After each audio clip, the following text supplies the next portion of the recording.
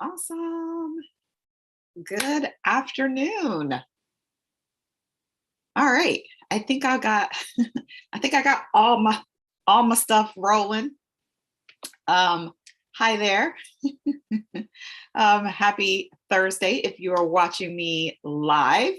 If you are watching the replay, then happy whatever day it is for you.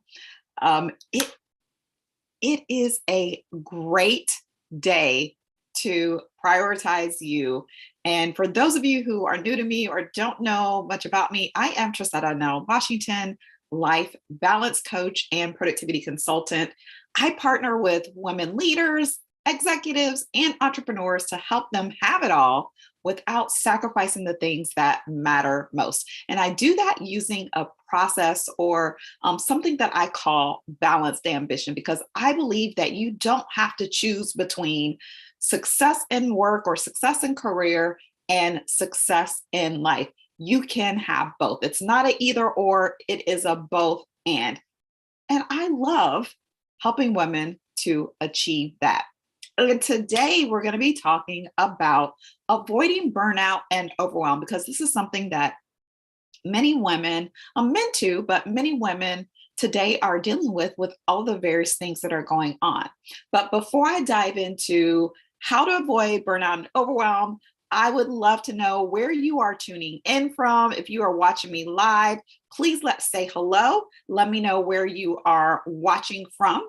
And if you are watching the replay, I definitely want to know that you're here too. I want to acknowledge you as well. So hit me with that hashtag replay in the comments and tell me where you are watching from. All right, that's enough of all the intros and all the things. Let's go ahead and dive into today's topic. So, again, we are going to be talking about how to avoid burnout and overwhelm.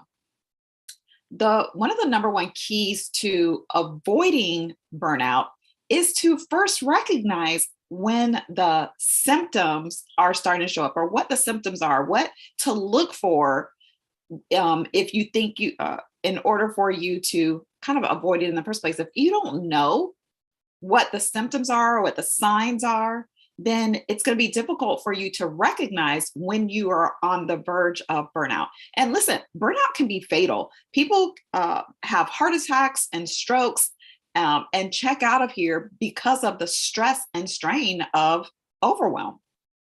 And I don't want that to be your story. I don't want that to happen to you. We've heard multiple stories of people who are highly successful who have found themselves in a place where they now have to reevaluate their lives and really prioritize self-care because they had a situation where their body gave out on them because of the stress, the overwhelm, where they got to the place where they were completely and totally not only mentally burned out, but physically burned out.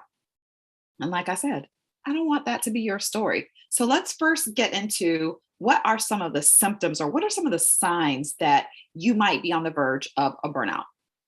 Now, these aren't in any particular order, but the first one that I'll share is exhaustion.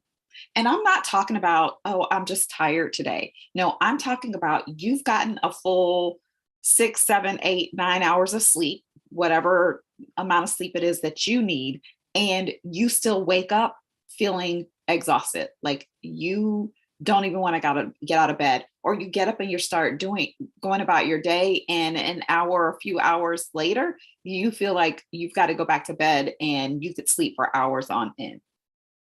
That is the type of exhaustion that I'm talking about. It might cause you to not even be able to get out of bed, where you are just that tired that getting out of the bed just is not an option for you. And if that is you, like if that's something that you're experiencing, especially if you're experiencing that on a consistent basis, then that probably is an indicator that you are experiencing a certain level of burnout. Another one is, especially, it's kind of tied into exhaustion, as isolation. Because when you're tired, what do you want to do? You don't want to be bothered with anyone, right? If you don't have the energy to hold a conversation with someone else, you don't have the energy to hold space for anyone else. All you want to do is sleep. And so that's another sign that you could possibly be dealing with some burnout. Now, isolation is also a sign or a symptom of depression. So, and honestly, burnout and depression can end up going hand in hand. So I don't want to, I feel like I would not be doing a service to you all if I don't mention that isolation is also a sign of depression. So you want to make sure that if you're having feelings of exhaustion and isolation, then definitely want to not only step into some of the tips or strategies that I'm going to share a little bit later, but possibly reach out to a therapist or a counselor or a physician, someone that you can talk to about the symptoms that you're having to ensure that you are taking care of you, that you are safe emotionally and mentally. Another sign of burnout is irritability, right? When we are stressed out and burned out, and we've just got so much on us, that so many different things that are being placed on us, we pop off really easy, right? If all is good, if life is good, small things that come our way, we can just kind of like bounce that off. It's like water rolling off a duck's back, right? We can just kind of bypass that really easy. But when we're in a place of pressure, when we're in a place of stress and overwhelm, then the slightest provocation can cause us to pop off. And so irritability is another sign that you could be dealing with some burnout or some overwhelm. And so looking for ways to decompress, right? De-stress and release those things will really be helpful for you. And like I said, I'll get into those in just a moment.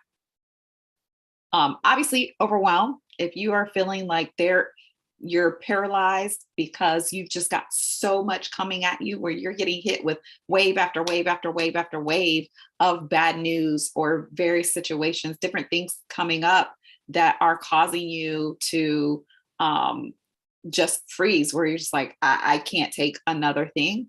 That is a symptom or a sign that you could possibly be on the verge of burnout. And then the last one that I'll share is kind of thoughts of escapism, where you are no longer willing to stay in your current reality, where you just start kind of daydreaming about going off somewhere never to be seen again, right? Whether that is just kind of picking up your entire life and just disappear, moving to some remote island and it's just you and coconuts and the water, the sea life, right? Maybe, thoughts like that, or just that or maybe you start getting into some behaviors of escapism, such as getting into drug and alcohol use to escape from your life, to escape from the things that you are being challenged with at the time, or the different things that you're being hit with, right? That's another sign that you could be dealing with some burnout or on the verge of burnout, right? So those are all the symptoms, not all the symptoms, but those are the major symptoms of burnout. Now that we know what to look for, let's talk about ways that you can prevent burnout and overwhelm.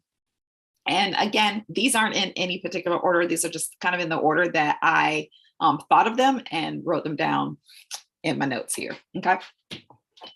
All right. So the first one is to set some boundaries.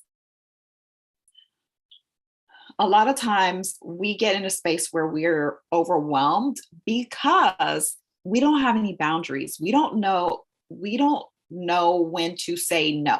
So get in the place. I talk about this all the time. Learn to say no. Learn to establish some boundaries between your work life and your personal life. That might even mean setting some boundaries between you and people who cause stress, right? Who bring negativity, who bring stress and overwhelm into your life, who bring frustration in your life. It might mean setting some boundaries. That could look like blocking people on social media, or blocking their phone numbers. on your phone. It could look like minimizing the amount of time that you spend with that person. It could look like not sharing certain types of information with that person because you know that it's going to cause some sort of friction between you. So make sure that you are doing some things to establish some boundaries in your life so that you can have time for the things that are going to fill you up. Um, Speaking of things that fill you up, the next one is to find a hobby. Start doing something that you enjoy. Take up gardening or golf or swimming, go running, whatever, knitting. I don't care. Find some sort of hobby that you can get involved in that, and it's something that you enjoy or something that you've always been interested in. A few of the things that I do is I love to dance. I've always loved to dance. I've been dancing since I was 5 years old. I started with ballet when I was five. And then when I got around high school age, I took an interest into Latin dancing. I love ballroom dancing, watching it anyway. And I really particularly enjoyed the Latin style dances and had always wanted to take lessons. And then during the pandemic, I started taking lessons. So now for a little over a year and a half, I've been taking salsa and recently started taking bachata lessons as well. So that's one of my hobbies. That's one of the things that I enjoy doing. I used to have a furniture refinishing business, which started out as a hobby because I just enjoy getting the sander out and um, going to work and seeing something that was dirty and discarded and kind of broken down transformed into something new and revitalized. And so find a hobby, find something that you really enjoy. And it doesn't have to be something that takes a lot of time, but something that you can regularly do to fill yourself up, to bring you joy. The next one is to get some support, right? That might look like hiring a therapist or going to support groups. It could look like going to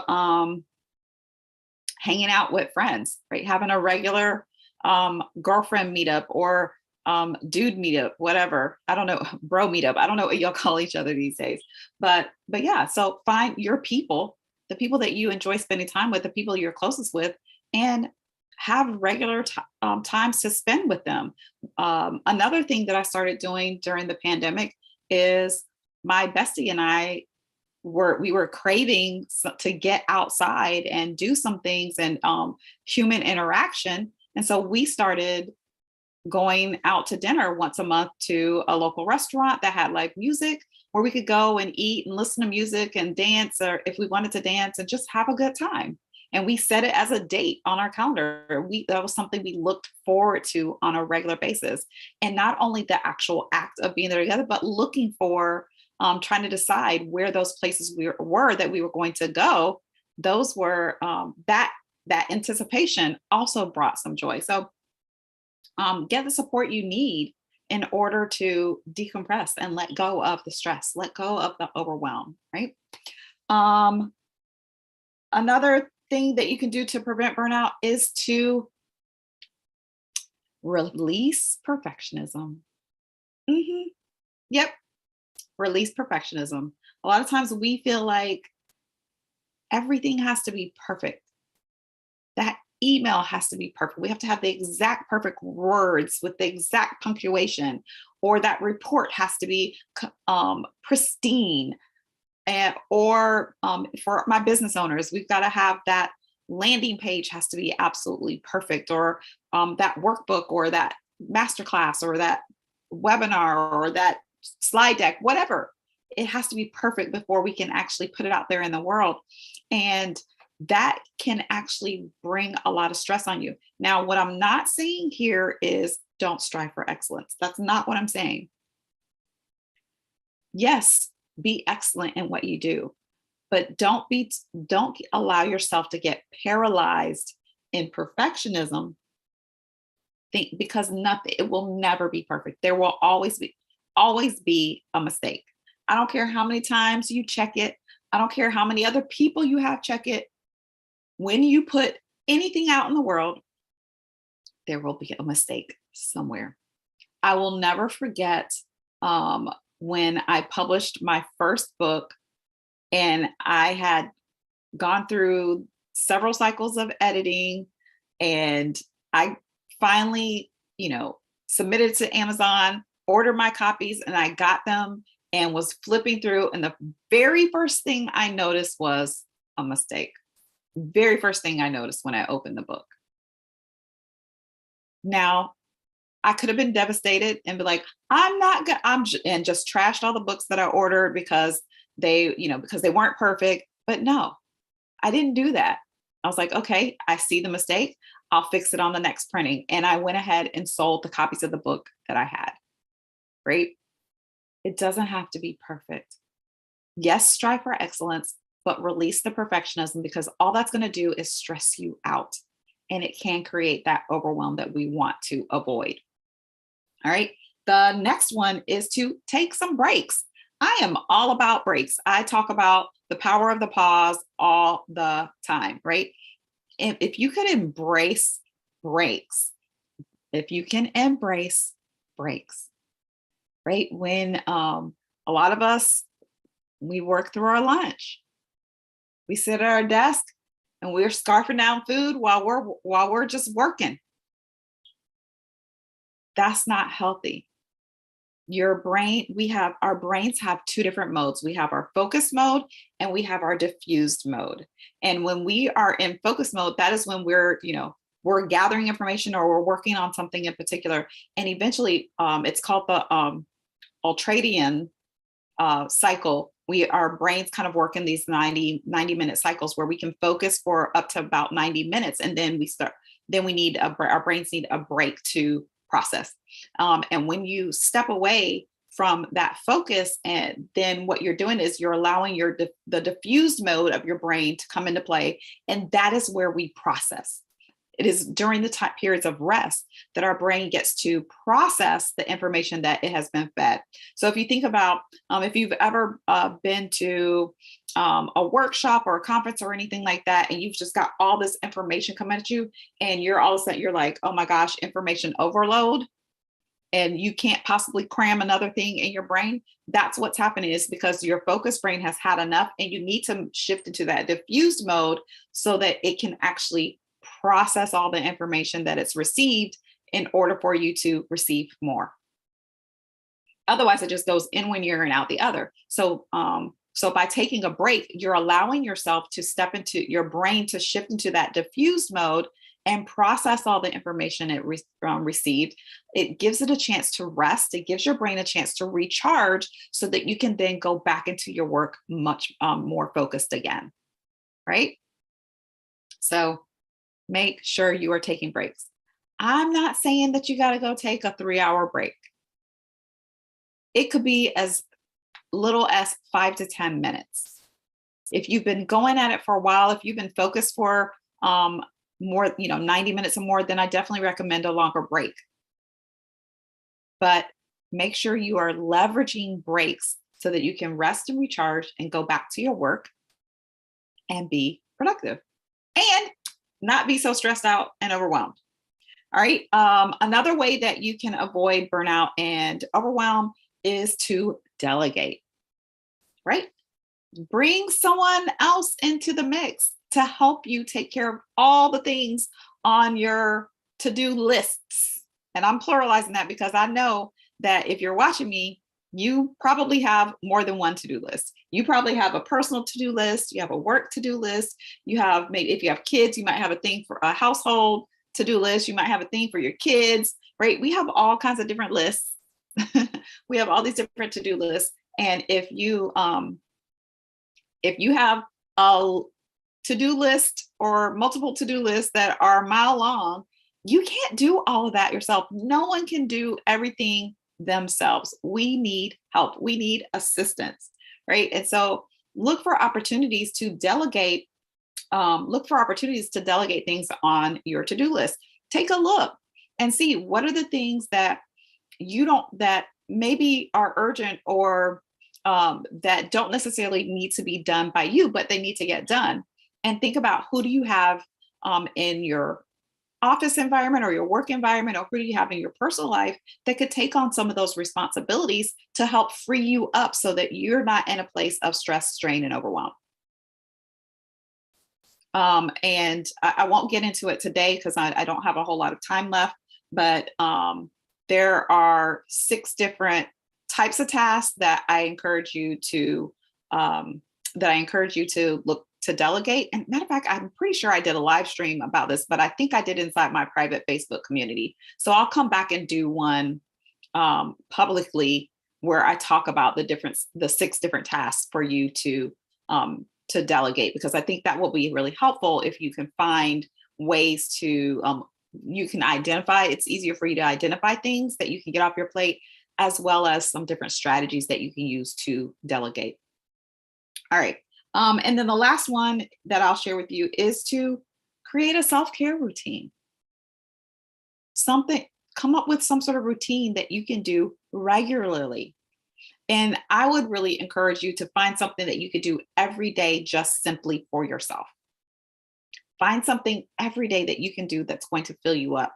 Again, it doesn't have to be something super glamorous. It doesn't have to be something that takes a lot of time, effort, or energy, but definitely do something to invest in you on a daily basis so that you can make sure that you are cared for, that you are fulfilled, and that you have joy.